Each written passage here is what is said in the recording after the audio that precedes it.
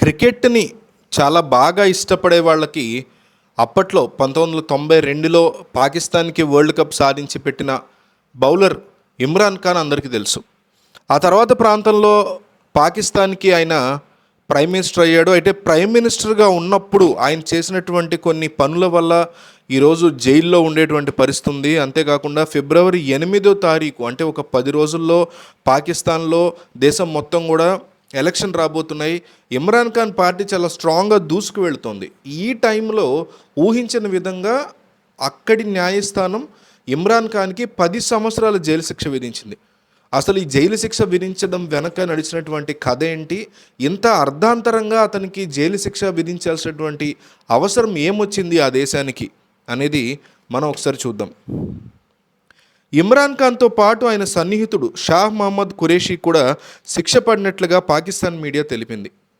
తోషాఖానా కేసులో Imran ఖాన్కి trial court విధించిన శిక్షను ఇస్లామాబాద్ హైకోర్టు ఇటీవల నిలిపివేసింది. అయితే ఆ వెంటనే సైఫర్ కేసులో ఇమ్రాన్ ఖాన్ అరెస్ట్ అయ్యారు. ప్రస్తుతం రావల్పిండిలోని అడియాలా జైల్లో ఉన్న ఆయన శిక్ష అనుభవిస్తున్నారు. ఈ కేసులో పాకిస్తాన్ ఫెడరల్ ఇన్వెస్టిగేషన్ ఏజెన్సీ గతేడాది సెప్టెంబర్లో ఇమ్రాన్ ఖాన్ ఖురేషీల మీద, ఖురేషీ అంటే అప్పట్లో విదేశాంగ మంత్రిగా పనిచేసినట్టున్నాడు ఈయన, వీళ్ళిద్దరి మీద ఛార్జ్షీట్ సమర్పించింది.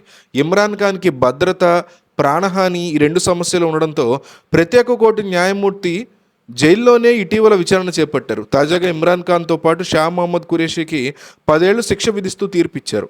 ఇమ్రాన్ ఖాన్ ప్రధానిగా ఉన్న రోజుల్లో అధికారంలో ఉన్నప్పుడు దేశ అధికారిక రహస్యాలన్నీ చట్టాలను ఉల్లంఘిస్తూ అమెరికాకి చేరవేసేవారు. ఈ కేసులో ఇమ్రాన్ ఖాన్ సన్నిహితుడు అప్పటి విదేశాంగ శాఖ మంత్రి మహమ్మద్ ఖురేషీ కూడా 10 ఏళ్లు శిక్ష పడినట్టు ఇమ్రాన్ తరఫు న్యాయవాది తెలిపారు.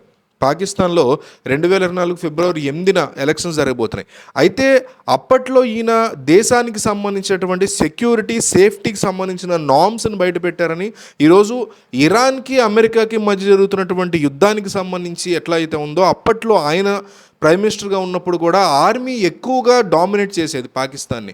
ఆ టైంలో ఆర్మీకి సంబంధించినటువంటి ఇన్ఫర్మేషన్ అంతా కూడా ఇమ్రాన్ ఖాన్ నేరుగా అమెరికా చేతిలో పెట్టాడని, అందువల్లే ఇటువంటి సమాచారాన్ని ఒక ప్రధాని ఇస్తే కనుక దేశం సర్వనాశనం అవుతుందనేటువంటి ఒక అభియోగం మేరకు ఆయన అరెస్ట్ చేసి విచారణ చేసి 10 సంవత్సరాల పాటు జైల్లో పెట్టారు.